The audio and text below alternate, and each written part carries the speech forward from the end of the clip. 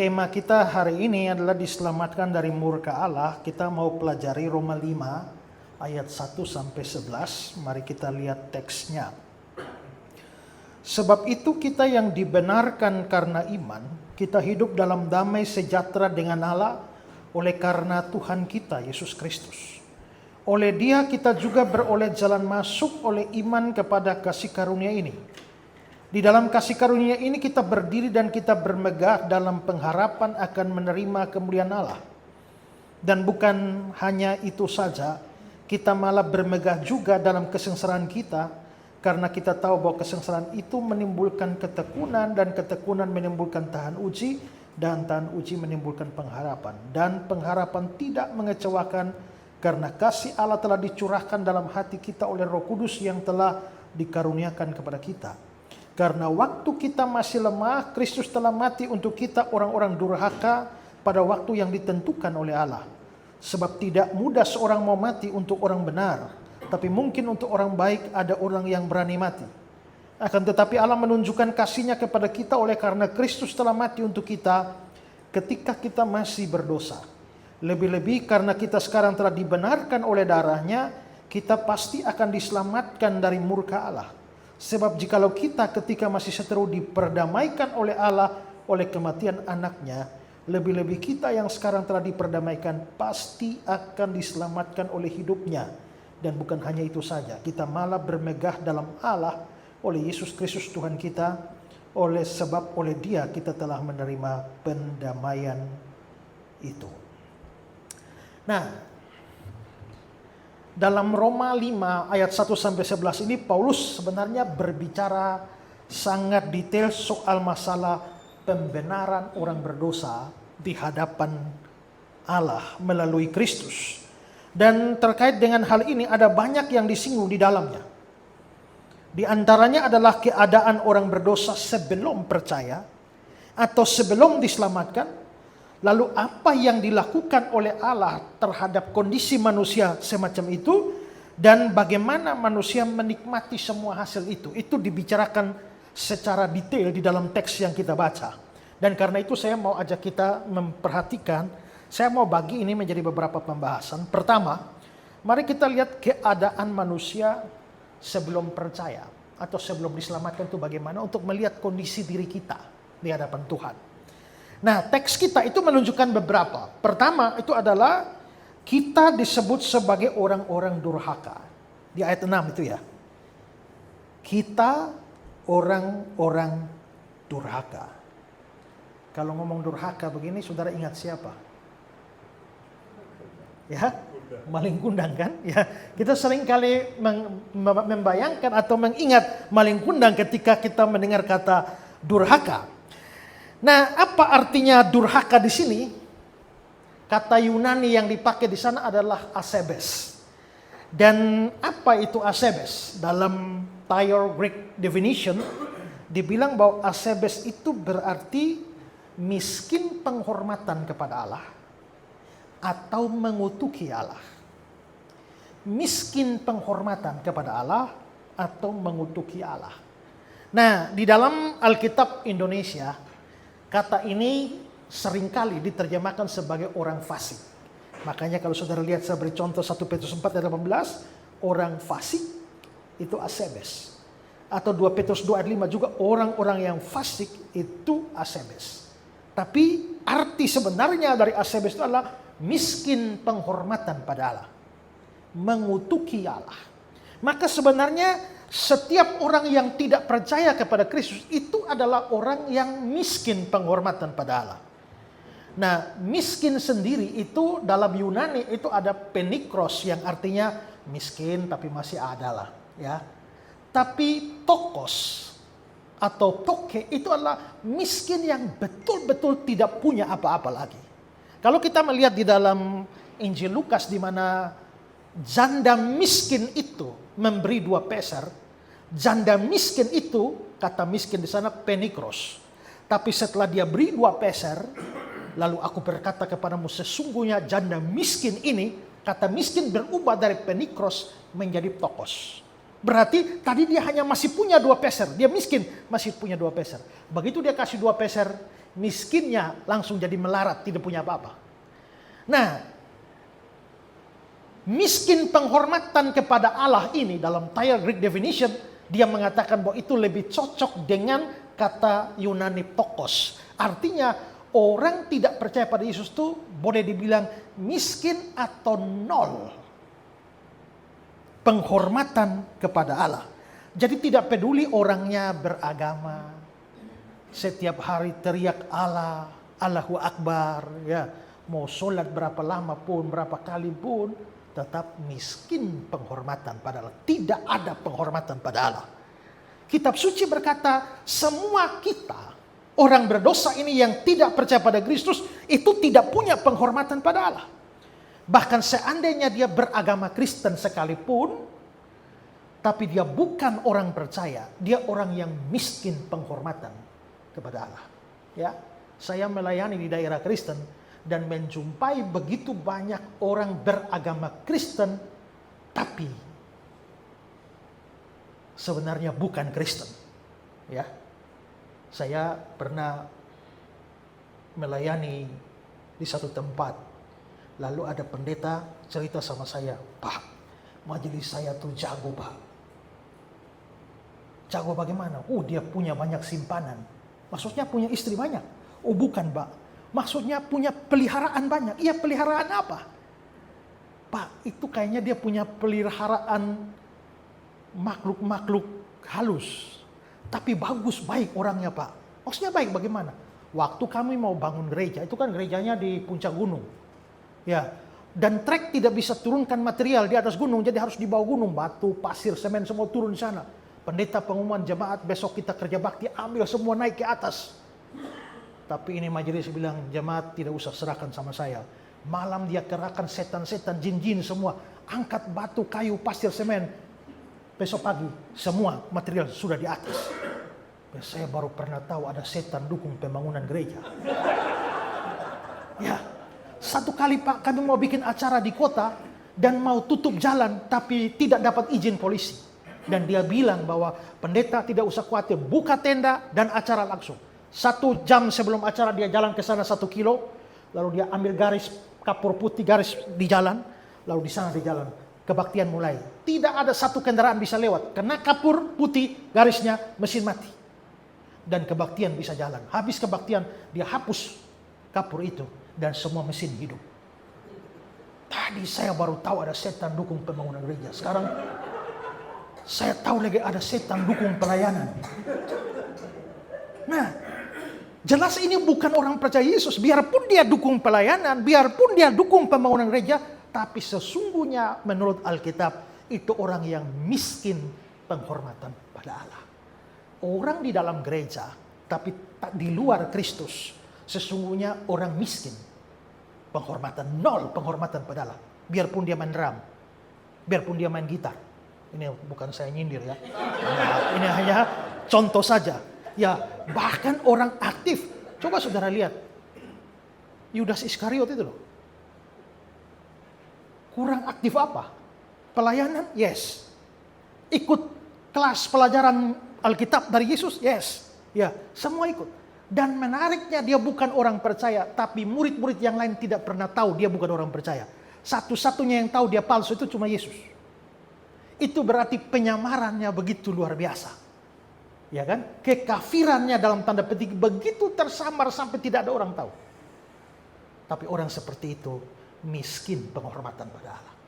Semua orang percaya, tidak peduli dia beragama atau tidak beragama, ateis, komunis, itu nol penghormatan kepada Allah. Itulah kondisi kita. Kalau saudara bukan orang sungguh-sungguh percaya, tapi saudara dalam gereja, saudara pun orang durhaka yang miskin penghormatan pada Allah. Ya. Lalu yang kedua dikatakan kita adalah orang berdosa. Ayat 8. Lihat yang saya garis bawahi. Kita berdosa. Nah, di dalam bahasa Yunani ada banyak kata yang diartikan sebagai dosa. Ada kakos, paneros, anomos, paraptoma, adikia. Tapi khusus yang dipakai di sini adalah hamartolos atau hamartia. Dan arti dasar dari kata ini itu adalah meleset, luput, atau tidak mencapai sasaran. Kalau ini objeknya, dan kalau saudara harus memanah objek ini, ada dua kemungkinan. Anak panah saudara sampai, tapi di sebelah. Kalau ini misalnya 10 meter.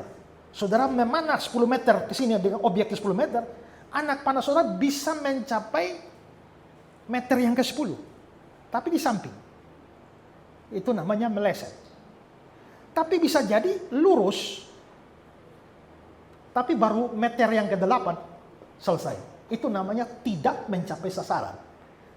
Ya, jadi hamar tolos itu bisa berarti meleset, bisa tidak meleset, hanya tidak mencapai sasaran. Tidak cukup sampai di sana.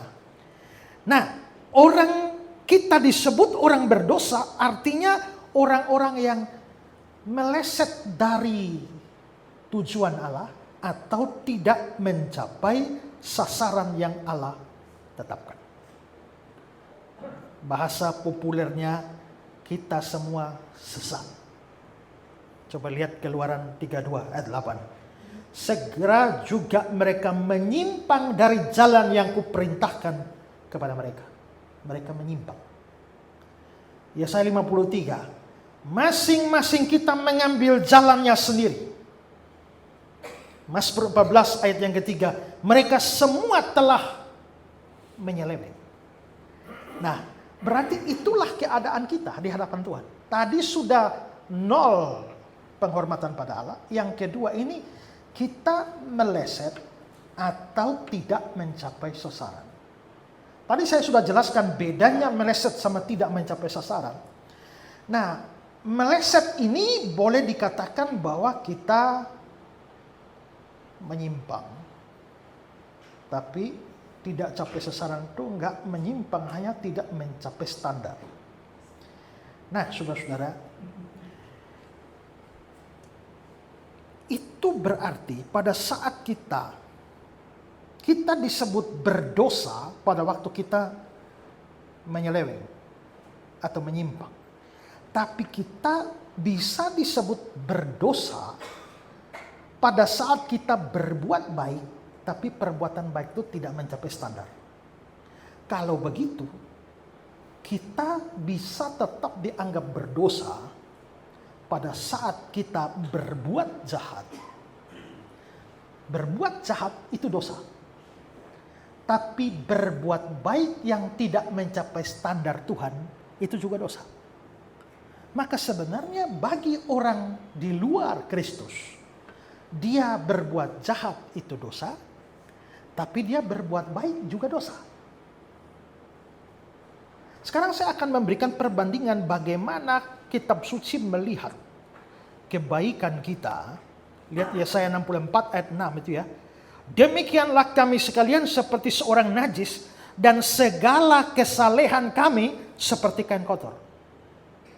Yang disebut kain kotor adalah kesalehan, perbuatan baik. Maka segala perbuatan baik kami seperti kain kotor. Dan kalau kita mau teliti ayat ini, kain kotor yang dimaksudkan di sana itu bukan kain lap meja, bukan kain pel, tapi kain pembalut wanita waktu datang bulan.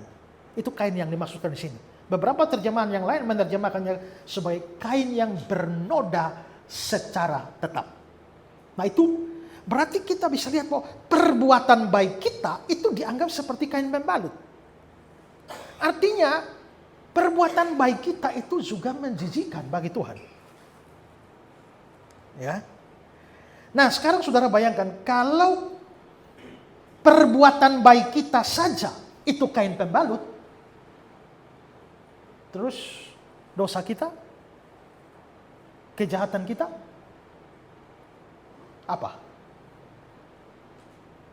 Nah, coba saudara lihat Yesaya 36. Hai anak manusia, waktu kaum Israel tinggal di tanah mereka, mereka menajiskannya dengan tingkah laku mereka. Kelakuan mereka sama seperti cemar kain di hadapanku. Berarti kebaikan kita itu kain pembalut.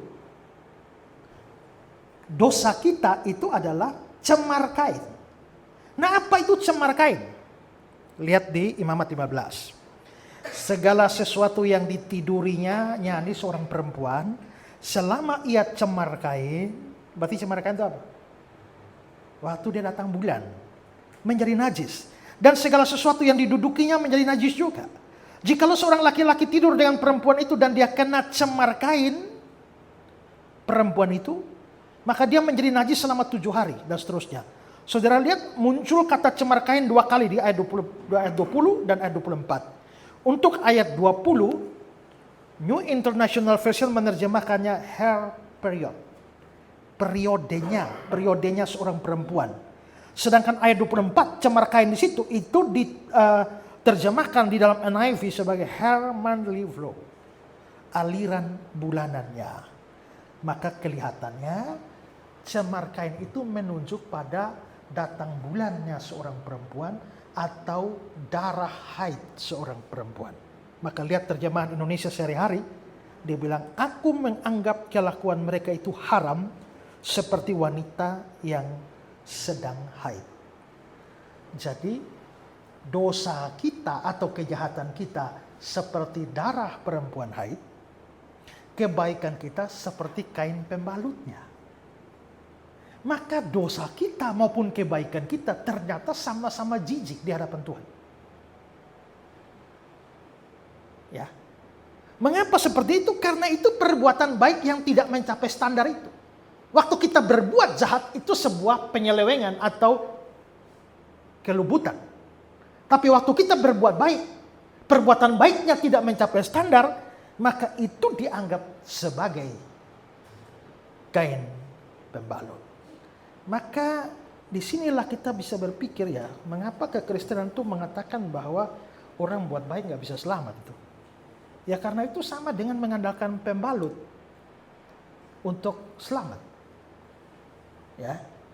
Nah dalam keadaan yang seperti ini di hadapan Allah sudah meleset, perbuatan jahat kita meleset, perbuatan baik kita tidak mencapai sasaran, maka itu bukan saja menjijikan di hadapan Tuhan, tapi mendatangkan murka Tuhan. Makanya di ayat 9, saudara lihat di sana-sana ada kata-kata murka Allah. Maka di sini kita orang durhaka, miskin penghormatan kepada Allah. 2, kita orang berdosa dalam pengertian perbuatan jahat kita maupun perbuatan baik kita sama-sama jijik di hadapan Allah. Itu kondisi kita.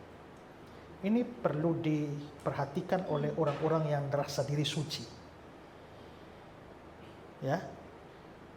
Barusan ini viral di YouTube dan Facebook, ada pendeta di Indonesia. Kalau mau cari orang teladan yang sempurna seperti Yesus, ada ini.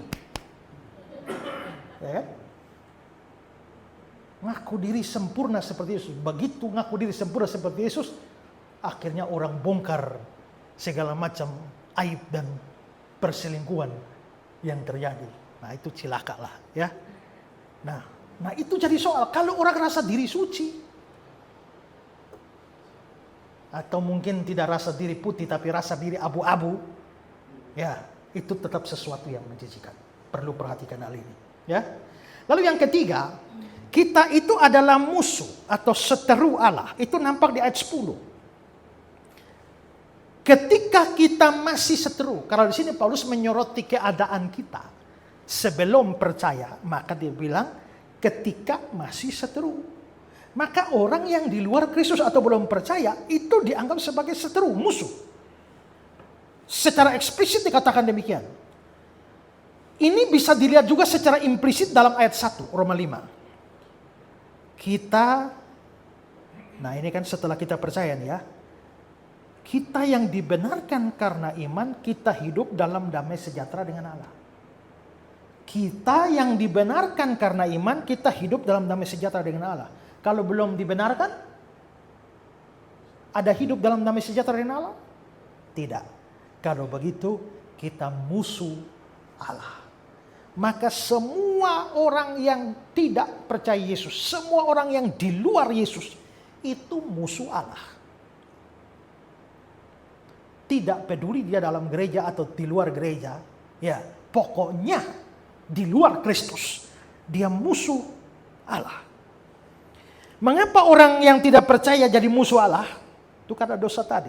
Saya berikan kutipan dari Charles Hodge. Dia bilang begini, kata musuh atau seteru diterapkan kepada manusia bukan hanya sebagai gambaran dari karakter moral mereka, tapi juga dari hubungan di mana mereka ada terhadap Allah sebagai objek-objek ketidaksenangannya. Di sana bukan hanya ada suatu oposisi yang jahat dari orang berdosa terhadap Allah, tapi juga suatu oposisi yang kudus dari Allah terhadap orang berdosa. Jadi maksudnya bukan hanya orang berdosa yang memusuhi Allah, Allah pun memusuhi orang berdosa. Maka bayangkan kalau orang bukan orang percaya atau di luar Kristus, hidup kita sebenarnya memusuhi Allah, tapi Allah pun memusuhi kita. Nah ini rumit ini kalau bermusuhan dengan Allah ya. Kalau bermusuhan dengan manusia ya kita masih bisa lolos, tapi bermusuhan dengan Allah ini mau sembunyi di mana? Ya, mau melawan bagaimana? Kita tidak mungkin lolos dan karena itu pasti binasa. Itu kondisi kita ketiga. Sekarang yang keempat, dikatakan kita adalah orang lemah, tidak punya kekuatan atau tak berdaya. Ayat 6. Karena waktu kita masih lemah, kita lemah. Waktu kita di luar Kristus kita lemah. Nah, apa arti lemah di situ dalam King James itu dia bilang kita tanpa kekuatan. Ini lemah apa atau tanpa kekuatan apa? Kata Yunani yang dipakai di sini adalah astenon yang biasa digunakan untuk lemah karena sakit berhubungan dengan fisik. Tapi kadang-kadang kata ini digunakan juga dalam arti moral. Lemah atau tanpa kekuatan, tanpa daya berkenaan dengan kewajiban kita di hadapan Allah. Maka di sini artinya apa? Artinya adalah bahwa kita itu kalau lemah ini artinya masih ada sedikit kekuatan kan? Terjemahan Indonesia begitu. Tapi kalau dilihat dalam King James tadi, kita tanpa kekuatan, tidak ada daya sama sekali. Tidak ada daya dalam hal apa? Tidak ada daya di dalam kewajiban kepada Allah atau juga tidak ada daya dalam menyingkirkan murka Allah yang ada di atas kita. Maka dengan kata lain, sebenarnya bagian ini mau mengatakan bahwa waktu orang di luar Kristus, dia tidak ada daya apa-apa untuk menyelamatkan dirinya dari hadapan Allah. Ya. Di dunia ini banyak orang berpikir bahwa mereka bisa lolos dari murka Allah dengan dua cara. Pertama, rajin berbuat baik. Dan itulah yang menjadi dasar semua agama. Semua agama menekankan atau minimal mempunyai andil perbuatan baik itu mempunyai andil dalam urusan keselamatan mereka atau lolos dari murka Allah. Tapi kekristenan tidak seperti itu. Kenapa? Karena sebenarnya menurut Alkitab itu tidak ada orang baik, itu tidak ada. Paulus bilang dalam Roma pasal 3 ayat 12 itu ya, semua orang telah menyeleweng, mereka semua tidak berguna, tidak ada yang berbuat baik, seorang pun tidak. Memang dari sudut pandang manusia bisa ada orang baik. Maka kita lihat bahkan ada banyak orang non-Kristen pun hidup lebih baik dari orang Kristen kan? Ya. Tapi kita menyoroti baik dari sudut pandang Allah.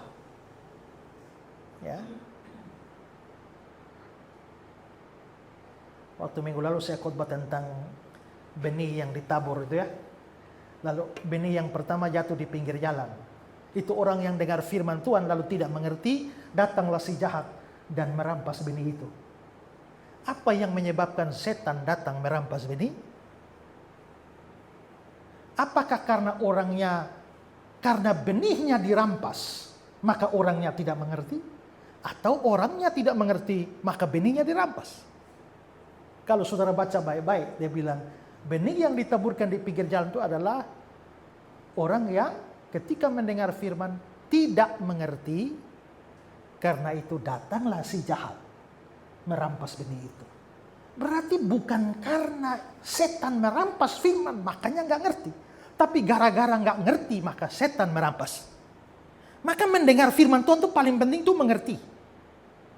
Memang kalau kita tidak mengerti firman belum tentu salahnya kita. Bisa jadi salah pengkhotbahnya. Ya toh? Khotbahnya bahasanya terlalu di planet lain, lalu jemaat tidak mengerti atau pendengar tidak mengerti, atau khotbahnya jalan pikirannya amburadul sampai kita tidak sampai mengerti apa yang dia bicarakan. Bisa jadi salah pengkhotbah, tapi bisa juga salah pendengar. Makanya dibilang, karena itu perhatikanlah bagaimana kamu mendengar. Orang-orang semacam ini sebenarnya datang duduk dengar khotbah pun bukan karena rindu firman, tapi karena macam-macam alasan.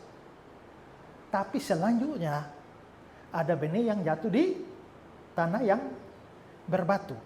Itulah orang-orang yang mendengar firman dan bergembira, tapi mereka tidak berakar. Lalu saya bilang begini, coba lihat. Benih yang jatuh pertama di tanah yang pertama itu orangnya tidak mengerti karena memang gak mau dengar. Gak ada kerinduan. Yang kedua ini lain. Dia mendengar dan bergembira. Maka dia lebih baik dari yang pertama. Masalahnya dia lebih baik dari yang pertama. Tapi dia tidak menjadi baik yang seharusnya. Dia menjadi lebih baik dari yang pertama, tapi dia menjadi tidak mencapai standar yang Tuhan tetapkan. Nah, seringkali kita merasa baik hanya karena kita lebih baik dari orang lain. Sekarang, kalau lihat dia, saya lebih baik dari dia. Masalahnya, jangan lihat dia, tapi lihat Tuhan. Firman Tuhan, begitu saya lihat, saya lebih baik dari dia. Sekarang ini dulu. Kita berdua sama-sama pemabuk. Ya kan? Bapak satu hari habis 10 botol. Saya habis 3 botol. Maka saya lebih baik dari dia. Karena saya hanya 3 botol, dia 10. Tapi masalahnya Tuhan bilang jangan mabuk. Ya kan? Nah, kalau saya hanya melihat dia, maka saya kelihatan baik. Tapi kalau saya lihat Tuhan, maka baik saya maupun dia, sebenarnya kita dua nggak ada yang baik. Kita dua nggak ada yang baik, hanya Bapak lebih jahat dari saya. Agar begitu kan? Tapi kalau dibanding dengan hukum Tuhan, gitu. Maka di sini kita bisa melihat bahwa dalam perbandingan, dalam kacamata manusia, kita bisa dapati ada orang di luar Kristus yang hidupnya bahkan lebih baik dari orang Kristen kan?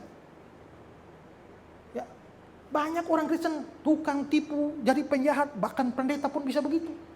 Curi duit gereja dan sebagainya. Ya. Ada pendeta yang pakai duit gereja 200 miliar.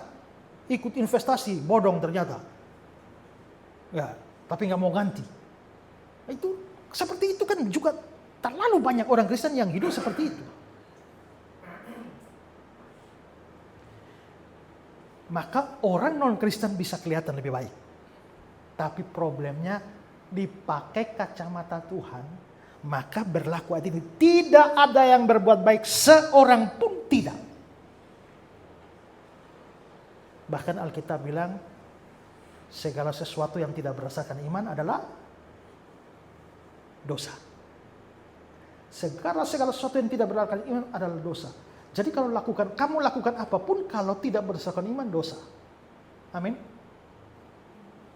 Itu saya tidak ada ayat itu, tapi bisa baca Roma 14 ayat 23 itu ya. Ya. Segala sesuatu yang tidak berdasarkan iman adalah dosa. Sekarang saudara, kalau ada orang sakit di situ, saya tolong dia. Baik nggak? Lalu berlakukan ayat itu. Menolong orang yang kesusahan tidak berdasarkan iman adalah dosa. Datang ke gereja bagus? Baik? Baik. Coba berlakukan ayat itu. Segala sesuatu yang tidak berdasarkan iman termasuk datang gereja adalah, maka waktu saudara tidak beriman dan datang kebaktian, dosa. Kasih persembahan tapi tidak berdasarkan iman, dosa. Nah sekarang saudara, kalau saya kasih persembahan jadi dosa, datang kebaktian jadi dosa, tolong orang jadi dosa, mending apa? Mending gak usah datang gereja, gak usah pelayanan, gak usah tolong orang. Tapi waktu kita mending tak usah, Yakobus 4 ayat 17 bilang, barang siapa tahu yang baik tapi tidak melakukannya, dia dosa. Maka waktu saudara datang gereja jadi dosa, tidak datang gereja juga dosa. Ya kan? Menolong orang jadi dosa, tidak menolong orang juga jadi dosa.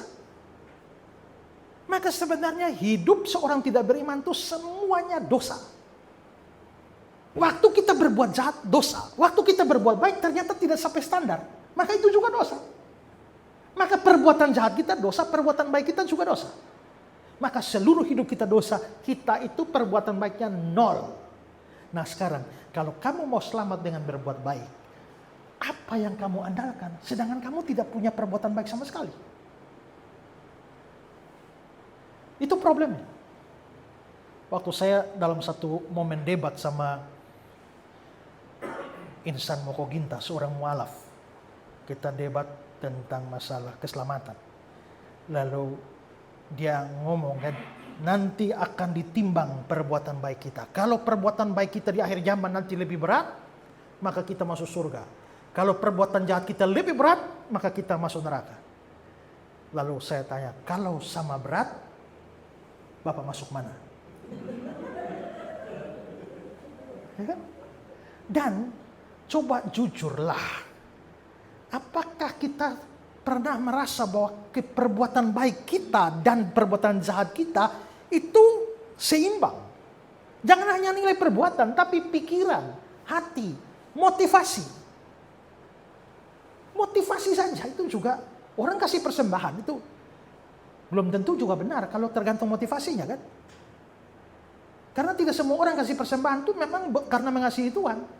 Ada orang mau dagang karena kasih 1 juta, Tuhan akan berganti berlipat kali ganda. Makin besar. Kan itu namanya dagang dengan Tuhan. Orang melayani pun itu belum tentu karena mengasihi Tuhan. Padahal melayani itu bagus, tapi motivasi melayani bisa salah. Tony De Mello itu bikin cerita bahwa ada perampok di India, habis masuk rumah orang, merampok, lalu diketahui oleh orang kampung, dikejarlah dia. Lalu dia lari pontang-panting sampai dalam hutan, dikejar dengan pentungan kayu, batu semua. Tapi karena orang di India sangat menghormati pertapa, dianggap orang suci. Begitu dia lari sampai sudah capek, dia lihat ada pohon besar. Langsung dia duduk bersila seperti orang bertapa. Orang-orang kejar cari perampok ini, ternyata mereka lihat ada pertapa. Duduk. Wah, ada orang suci. Maka mereka lupa sama perampoknya, lihat orang sucinya, dan mereka pergi minta berkat. Maka dia berkati mereka.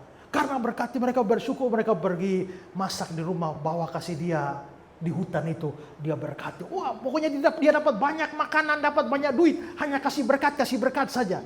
Waktu dia kasih berkat sambil terima duit, terima makanan, dia bilang, kalau tahu begini, kenapa repot-repot jadi perampok ya? Bukankah saya sudah bisa makan dengan enak, hanya memanfaatkan iman orang-orang tolol ini? Orang melayani pun bisa motif, bisa salah. Saudara tahu nggak, sekarang di Indonesia tuh ada calo pengkhotbah.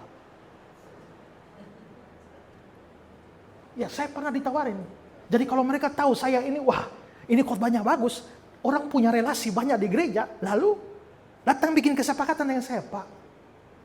70-30. Maksudnya, dia menawari saya ke gereja ini.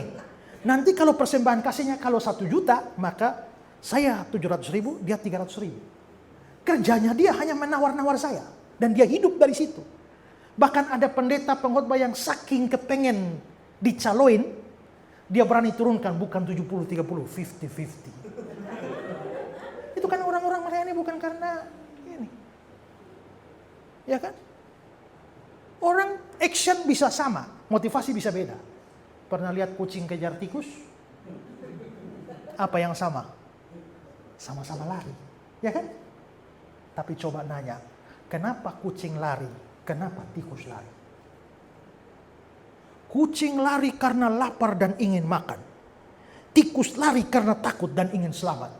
Dua-dua sama lari, tapi satu lari urusan perut, satu lari urusan nyawa. Ya kan? Berarti beda.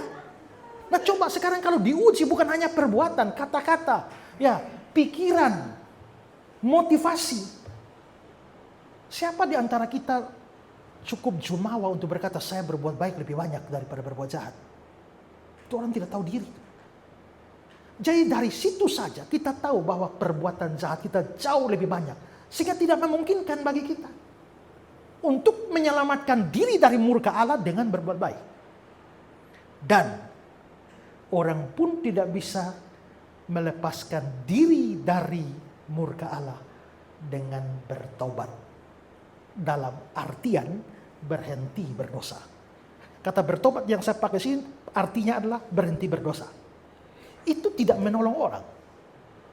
Dengan kata lain, ada orang berdosa. Bagaimana kalau orang berdosanya berhenti berdosa? Dia tetap binasa. Kalau ada perampok, dia sekarang berhenti merampok, apakah dia masuk surga? Tidak, tetap masuk neraka. Lah kenapa begitu? Karena Alkitab melihat dosa sebagai hutang di hadapan Allah.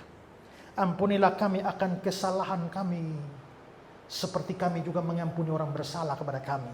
Kata Yunaninya adalah opelema. Dan opelema itu hutang. Makanya Alkitab King James itu menerjemahkan dengan debts. Orang yang bersalah kepada kami, our debtor. Debts collector, penagih hutang. Ya kan? Ampunilah hutang kami, seperti kami juga mengampuni orang berhutang pada kami. Berarti orang berdosa itu berhutang. Makanya nanti di surat Kolose dia bilang, dia telah menghapuskan surat hutang kita dengan memakukannya di kayu salib. Dosa itu hutang. Nah kalau dosa itu hutang, sekarang saudara pikir, bisakah hutang diselesaikan dengan berhenti hutang?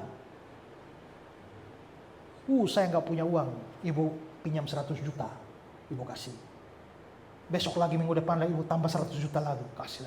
Berikut lagi 100 juta, sampai 1 miliar, marahlah si ibu. Kamu ini pinjam, sudah 1 miliar. Ibu jangan marah-marah, saya minta maaf, tapi saya janji mulai sekarang saya tidak hutang lagi. Terima kasih, selesai perkara. Beres? Gak bisa.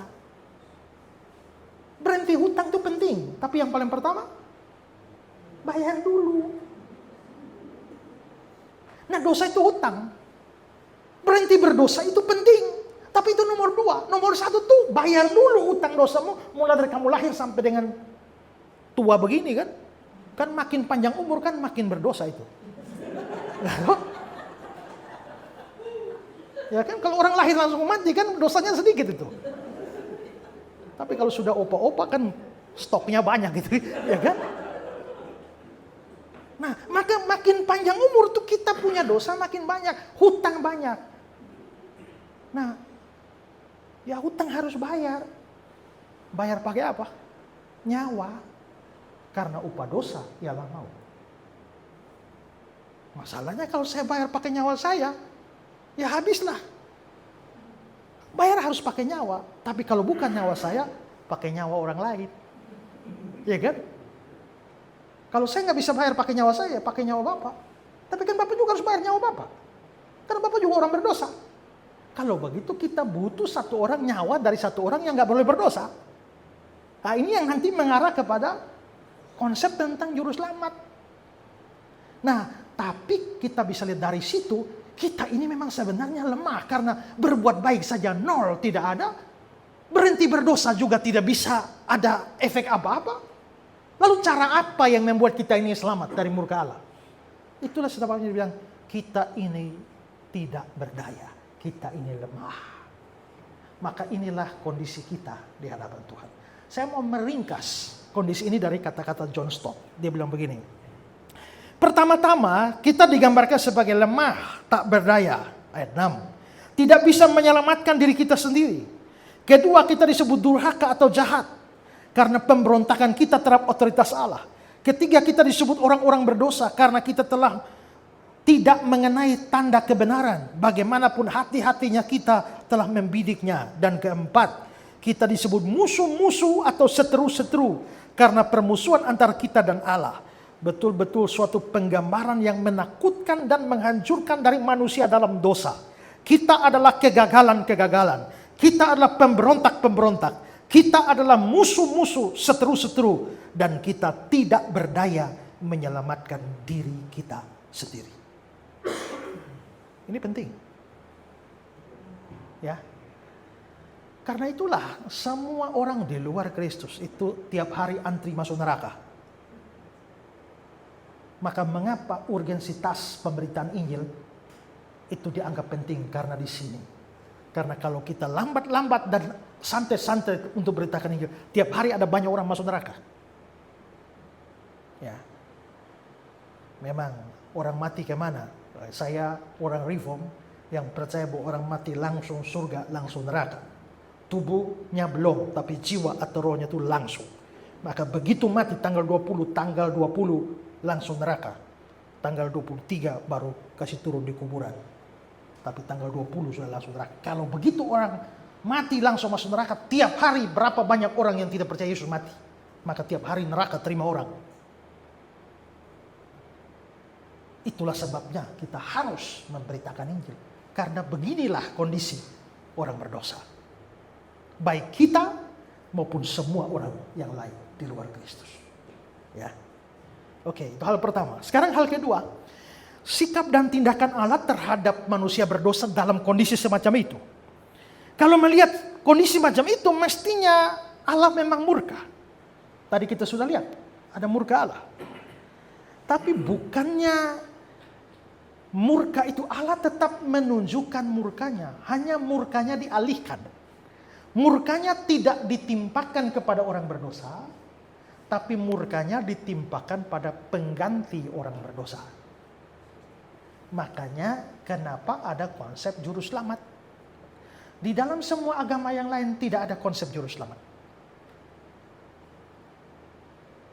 Satu hari orang Islam chat saya. Dia bilang begini, kalian itu orang Kristen tuh sedikit-sedikit andalkan juru selamat. Kalian tuh memang mental pengemis. Kalau saya, ngapain berharap-harap sama Yesus, sama juru selamat? Saya berdosa, saya bertanggung jawab. Dia bilang begitu. Saya bilang, ya, memang itu mental pengemis kalau saya mampu melakukan, tapi saya nggak mau melakukan. Kalau saya mampu bangkit dari tempat duduk saya untuk ambil makan dan makan, tapi saya tidak mau dan saya berharap orang lain yang mengambilkan buat saya, memang itu mental pengemis. Tapi bagaimana kalau itu adalah hal yang mustahil saya lakukan? Misalnya menyeberang lautan Atlantik. Saya punya dua pilihan, bergantung pada diri saya sendiri dan berenang. Atau bergantung kepada orang yang punya kapal, yang dia sudah pasti bawa saya ke sebelah. Sekarang mau pilih yang mana? Kalau kamu tidak mau punya mental pengemis, berenang sudah lautan Atlantik. Tapi saya pilih naik kapal. Bukan karena saya punya mental pengemis, tapi karena saya tahu diri bahwa saya nggak mungkin menyeberang dengan berenang. Jadi menurut saya bukan kami yang tidak tahu diri, bukan kami yang punya mental pengemis, kamu yang tidak tahu diri. Kau kira ini menyeberang lautan Atlantik, ini menyeberang ke surga. Iya kan? Karena itulah, itu konsep juru selamat. Jadi murka tetap dilaksanakan. Hanya murkanya tidak ditimpakan pada kita, tapi pada pengganti. Makanya, tadi kan ada utang dosa itu harus nyawa kan? Makanya juru selamatnya harus dikorbankan nyawanya. Maka dia datang, dia lahir untuk mati.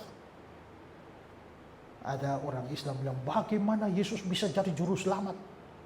Sedangkan menyelamatkan diri dari kayu salib saja nggak bisa. Kok mau jadi juru selamat dunia? Saya bilang, loh, dia memang datang untuk mati. Kalau tujuannya datang untuk mati terus nggak jadi mati, berarti gagal dong. Kalau tujuannya datang untuk hidup bukan untuk mati, tahu-tahu mati, nah itu gagal. Tapi kalau tujuannya datang untuk mati dan nggak jadi mati, itu gagal. Kalau tujuannya mati dan ternyata mati, nah itu berhasil. Kalau Yesus mau selamatkan diri terlalu gampang, nah. Ya kan, waktu mereka mau tangkap dia di Getsemani, siapa yang kamu cari? Yesus dari Nazaret. Akulah dia, ego ini. Lalu jatuhlah mereka ke tanah.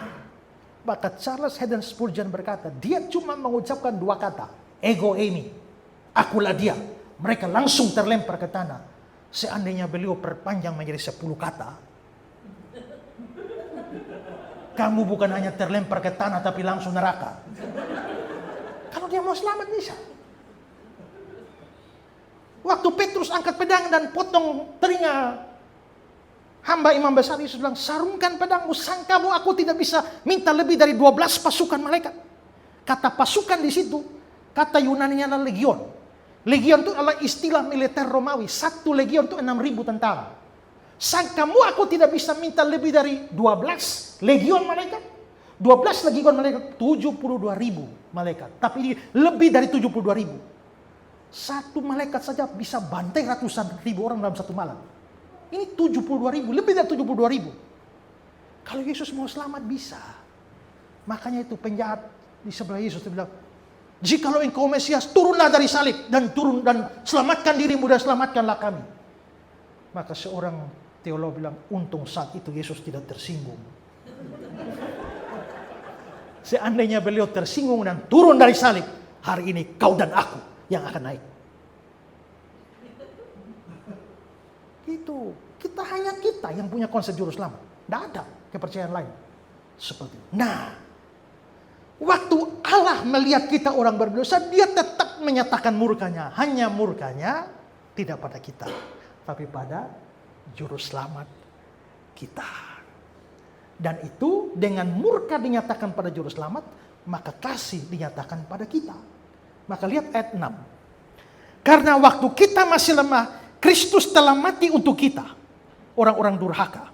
Ayat 8. Akan tetapi Allah menunjukkan kasihnya kepada kita oleh karena Kristus telah mati untuk kita ketika kita masih berdosa. Nah, maka pengalihan murka dari orang berdosa kepada juru selamat itu menunjukkan kasih yang begitu hebat, dan kasih ini makin terlihat hebat ketika dikontraskan dengan kasih manusia. Maka coba perhatikan ayat 7. Sebab tidak mudah seorang mati untuk orang benar, tapi mungkin untuk orang baik ada yang berani mati. Maksudnya begini, untuk orang baik saja. Kalau saya ini baik sekali dengan ibu, utang ibu saya bayar, anak ibu sakit saya bawa ke rumah sakit, rumah ibu terbakar saya bawa ke rumah sakit. Tiba-tiba saya buat sebuah kesalahan dan saya dijatuhi hukuman mati. Lalu saya bilang, ibu mau ganti saya mati? Bukankah saya sudah baik pada ibu? Mau? Saya orang baik loh. Untuk orang baik saja, sukar ya. Untuk orang baik saja sangat sukar ada orang mau mati untuknya. Apalagi untuk orang benar. Lebih sukar. Tapi bayangkan, apakah saudara mau mati untuk orang yang tidak baik sekaligus tidak benar?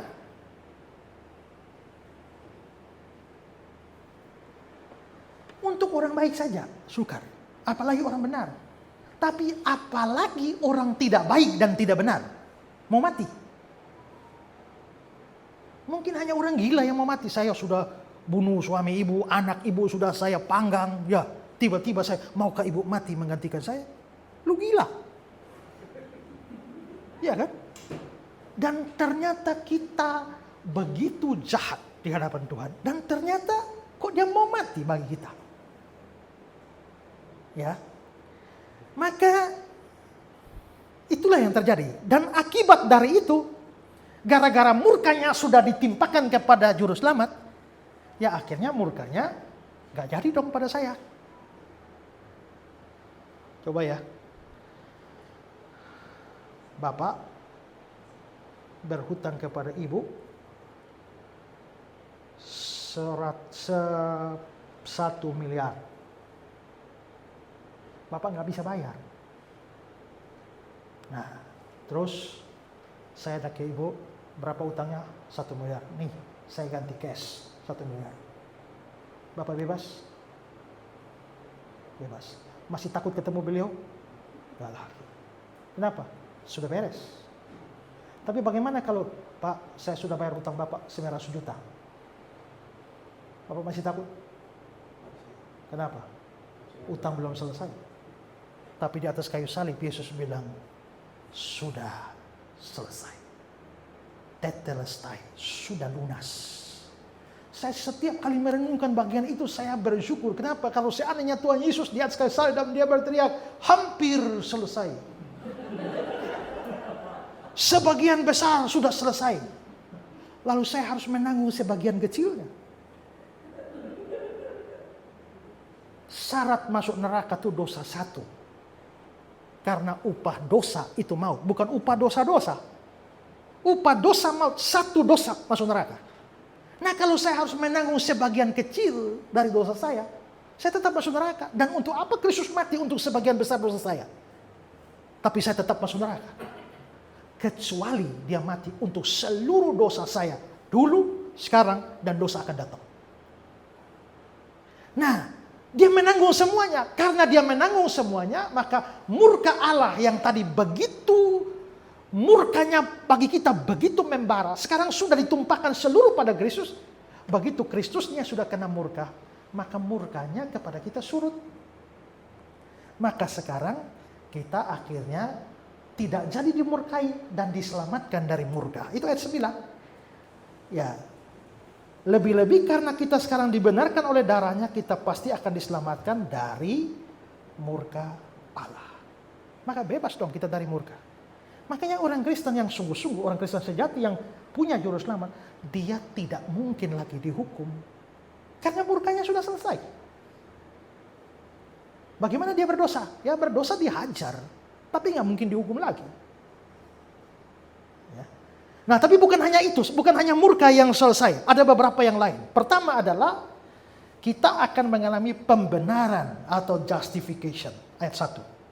Sebab itu kita yang dibenarkan karena iman, justification by faith. Pembenaran itu apa? Nah saya kasih kutipan dari Hodge. Dia bilang suatu tindakan dari kasih karunia yang bersifat cuma-cuma dari Allah. Dengan mana dia mengampuni semua dosa kita dan menerima kita sebagai orang benar dalam pandangannya hanya karena kebenaran Kristus diperhitungkan pada kita. Dan diterima hanya oleh iman. Jadi maksudnya begini, kita ini mungkin secara moral belum benar. Masih banyak cacat celah. Masih ada dosa juga kita hari-hari ini. Tapi karena kita dalam Kristus, maka kita dianggap benar karena Allah melihat Kristus orang benar. Waktu kita belum percaya, kita dalam Adam. Alkitab melihat, atau surat Roma, itu melihat manusia itu dibagi dua saja. Di dalam Adam, manusia lama, dalam Kristus manusia baru. Kepala dari manusia lama itu Adam. Kepala dari manusia baru itu Kristus. Saudara tidak perlu berbuat apa-apa untuk ada di dalam Adam. Begitu lahir, otomatis di dalam Adam. Nah, waktu saudara dalam Adam, siapa Adam? Orang berdosa. Karena Adam orang berdosa, maka semua yang di dalam Adam diperhitungkan sebagai orang berdosa. Itu yang nanti saudara bisa lihat dalam Roma 5, 18, 19. Loh, kenapa Adam berbuat dosa kok kita yang dianggap orang berdosa? Ya karena dia perwakilan kita. Kalau main sepak bola, ambil tim Indonesia, yang main berapa orang? 11, lawan Thailand. Kita semua nonton. Begitu unggul 11 orang tuh menang 2-0, kita semua kita menang. Memangnya ikut main? Tidak ikut main, tapi kenapa senang? Loh karena dia perwakilan kita. 11 orang tuh perwakilan kita. Dia menang, kita menang. Dia gagal, kita gagal. Draw, kita semua draw. Nah Adam itu berdosa, maka semua di dalam dia itu dosa. Tapi begitu kita percaya Kristus, kita pindah dari Adam ke Kristus. Nah Kristusnya orang benar. Maka seperti keberdosaan Adam diberlakukan kepada seluruh keturunannya, demikianlah kebenaran Kristus diperlakukan untuk semua orang dalam dia. Maka begitu saudara dari Adam pindah ke Kristus, saudara sudah dianggap orang benar. Biarpun secara moral kita ini masih kadang-kadang morat marit jatuh bangun ya. Tapi di mata Tuhan kita sudah orang benar. Ya. Kita dibenarkan itu bukan dibuat, bukan to make holy, bukan membuat kita jadi kudus, tapi di mata hukum kita dianggap benar. Nah, maka pertama-tama kita dibenarkan. Maka kalau kita ditanya siapa orang benar, saya orang benar karena saya dalam Kristus. Ya. Kedua, kita mengalami perdamaian dengan Allah. Ayat 1. Sebab itu kita yang dibenarkan karena iman, kita hidup dalam damai sejahtera dengan Allah. Tadi musuh. Tapi sekarang hidup dalam damai sejahtera. Hidup dalam damai ini bukan hanya penghentian permusuhan atau perseteruan, tapi hidup dalam persahabatan. Maka tadinya kita musuh Allah, sekarang bukan hanya berhenti jadi musuh, tapi jadi sahabat. Ya, what a friend we have in Jesus. Ya. Terjemahannya, kulihat ibu pertiwi. Itu pasti yang ngarang tuh ngaco itu, dia plagiat itu ya. Nah, Yesus itu sahabat kita, kawan kita ya.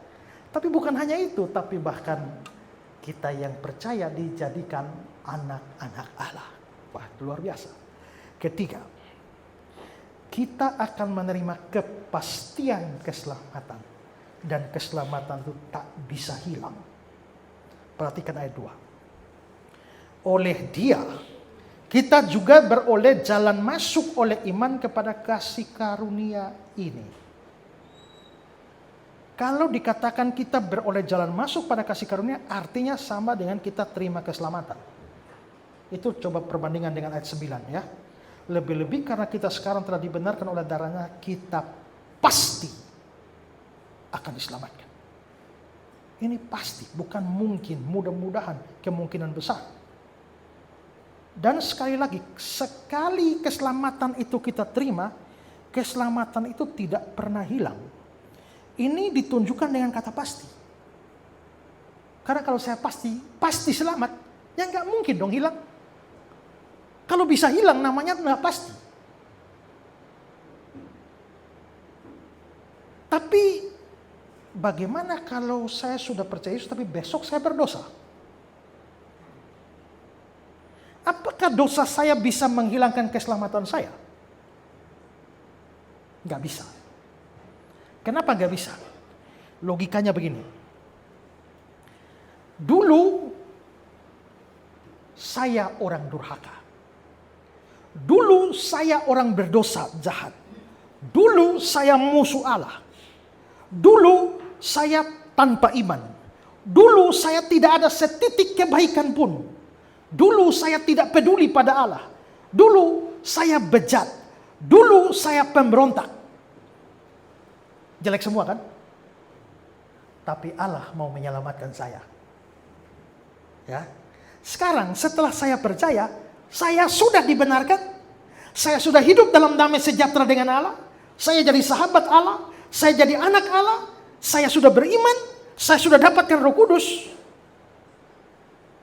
Masakan karena dosa-dosa itu lalu Allah membatalkan keselamatan saya? Kalau Allah tidak mau menyelamatkan saya atau dia mau melempar saya ke neraka, bukankah kondisi saya sebelumnya itu lebih fatal? Tapi ternyata kondisi saya yang lebih fatal tidak membuat dia lempar saya ke neraka. Apalagi sekarang setelah saya percaya biarpun belum sempurna, tapi saya sudah muncul perbuatan baik karena saya sudah beriman. Kalau dosa saya sekarang bisa membuat dia lempar saya ke neraka, mestinya lebih layak saya sebelumnya dilempar ke neraka. Coba lihat tabel yang saya bandingkan begini. Ya, kalau saudara lihat ya. Di situ dulu belum percaya, saudara lihat kondisinya tuh buruk semua. Tapi dia masih mau menyelamatkan. Sekarang kondisinya sudah bagus itu. Hanya ada dosa. Maka dia tetap menyelamatkan kita. Ya, Allah pasti telah tetap menyelamatkan kita. Dosa-dosa kita tidak membatalkan keselamatan karena pada waktu dia bayar lunas dosa kita itu bukan hanya dosa lalu dan dosa sekarang. Tapi dosa lalu, dosa sekarang, dan dosa yang akan datang. Itu dia bayar lunas semua. Pertanyaannya, dosa mana yang bisa menyebabkan saudara masuk neraka? Tapi ingat, ini lagi-lagi bukan rekomendasi berbuat dosa. Waktu saya mengajar begini kemarin di Palu, tiba-tiba ada orang bilang, wah Pak, kalau besok saya berdosa, saya tetap masuk surga, berarti enak dong, berarti saya berdosa saja. Langsung saya bilang, kalau begitu kau akan masuk neraka. Loh kenapa Pak? Tadi Bapak bilang kalau saya berdosa tidak akan masuk. Begini, karena memang dosa kita tidak menyebabkan kita masuk neraka. Tapi begitu kamu punya pikiran bahwa kalau begitu saya berdosa saja, itu pikiran orang tidak percaya. Pikiran dari orang yang belum dilahirkan kembali. Dan karena kamu punya pikiran begitu, bukti kamu belum dilahirkan kembali, kamu akan masuk neraka. Orang kalau sungguh-sungguh sudah dilahirkan, kerinduannya itu untuk menyenangkan Tuhan. Dorongannya untuk taat. Biarpun dia bisa jatuh. Tapi kalau dorongannya untuk tidak taat, apalagi mempermainkan kasih Tuhan, itu tanda kamu bukan orang percaya. Kamu tidak selamat. Ya. Nah, coba saudara perhatikan ayat 10. Sebab jikalau kita ketika masih musuh saja sudah diperdamaikan. Lebih-lebih kita, coba apa maksudnya kata lebih-lebih? Lebih-lebih kita yang sekarang telah diperdamaikan. Kalau sebelumnya masih musuh saja diperdamaikan, sekarang sudah diperdamaikan. Lebih-lebih kita pasti diselamatkan.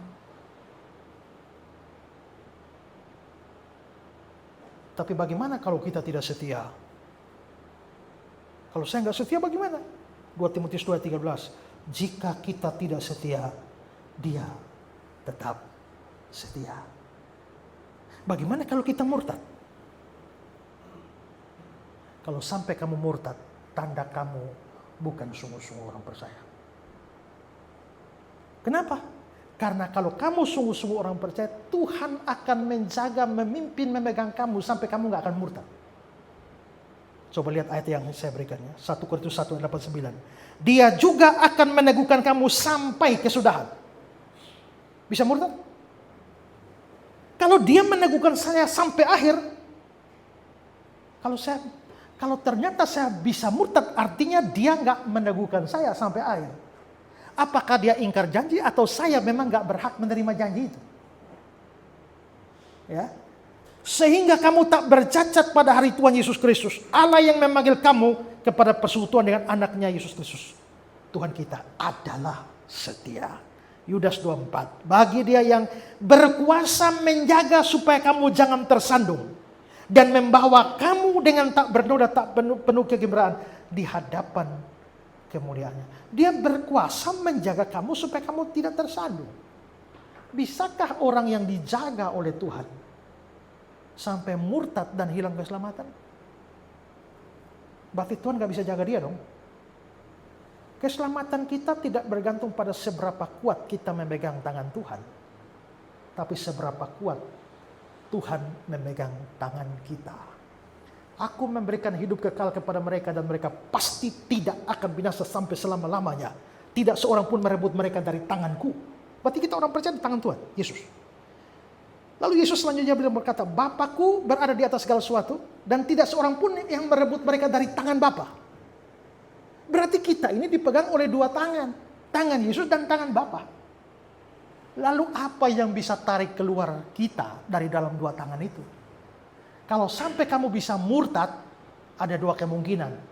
Iblis berhasil keluarkan kamu dari tangan Allah, atau kamu sebenarnya tidak pernah ada di tangan Allah. Kemungkinan kedua. Ya. Nah, karena itulah maka sebenarnya semua itu janji Tuhan, maka orang yang sungguh-sungguh Kristen sejati, dia pasti diselamatkan. Dan keselamatannya tak mungkin hilang. Jadi sebenarnya karya Kristus bagi kita tuh membuat kita selamat. Dan sekali kita selamat, kita tetap diselamatkan. Lihat ayat 2. Oleh dia kita juga beroleh jalan masuk oleh iman pada kasih karunia ini. Di dalam kasih karunia ini kita berdiri dan kita bermegah dalam pengharapan untuk menerima kemuliaan Allah. Lalu ayat 5, pengharapan itu tidak mengecewakan. Kalau sampai keselamatan bisa hilang, pengharapan itu mengecewakan.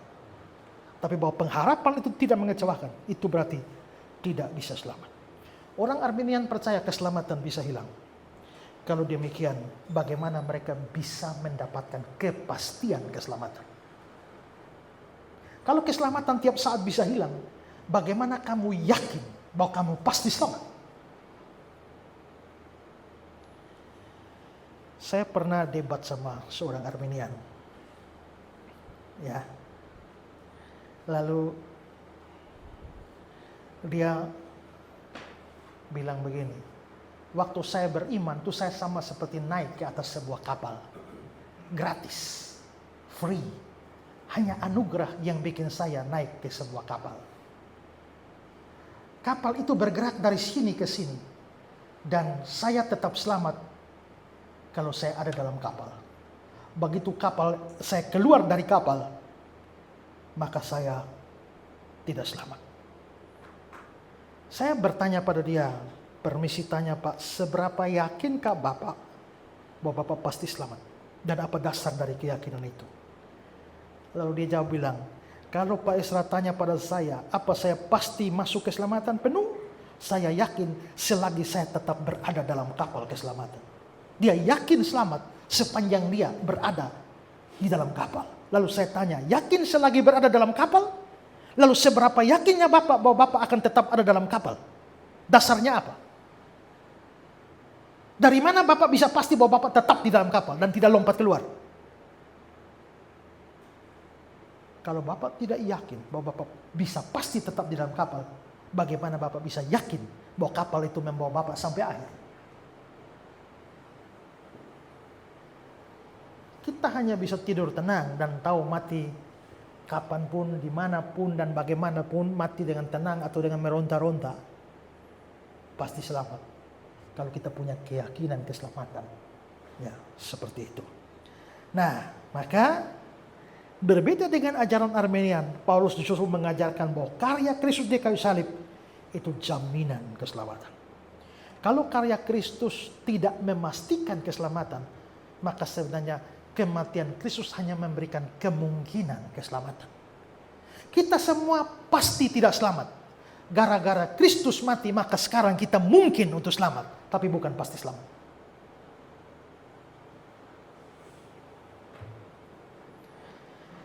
Nah, kalau begitu, bagaimana supaya selamat?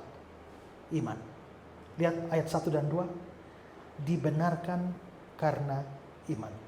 Ayat 2, beroleh jalan masuk oleh iman.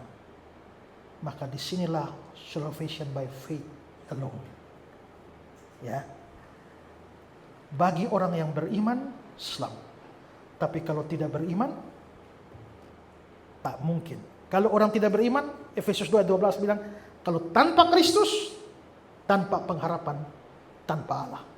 Maka Yohanes 3:36, barang siapa tidak taat pada anak, dia tidak akan melihat hidup, melainkan murka Allah tetap ada di atasnya. Saudara perhatikan kata-kata yang saya garis bawahi. Murka Allah tetap ada di atasnya. Itu menunjukkan bahwa pada semua orang sejak mereka lahir, murka sudah ada. Begitu percaya, murka disingkirkan. Bukan tidak percaya baru murka diturunkan, murka sudah ada. Begitu percaya, murka disingkirkan. Maka kalau begitu, apa yang penting bagi kita? Bagi kita orang Kristen dalam gereja, pastikan bahwa saudara adalah orang-orang percaya. Bukan hanya puas kalau kita dalam gereja. Karena mayoritas gereja, mayoritas orang Kristen dalam gereja hanya Kristen KTP kulit luar saja, tapi tidak sungguh-sungguh jadi percaya. Dan jenis seperti ini banyak di gereja. Tapi kalau saudara sudah sungguh-sungguh percaya, saudara mikir, ada banyak orang yang tiap hari masuk neraka. Itu mungkin papamu, mamamu, suamimu, istrimu, anakmu, keponakanmu, menantumu, mertuamu. Maka di situ kita harus berjuang menyelamatkan mereka. Dan caranya adalah dengan memberitakan Injil pada mereka. Bagaimana cara beritakan Injil, Pak? Itu urusan lain, itu urusannya Pak Edi nanti. Ya? Nah, tapi kita harus memberitakan Injil.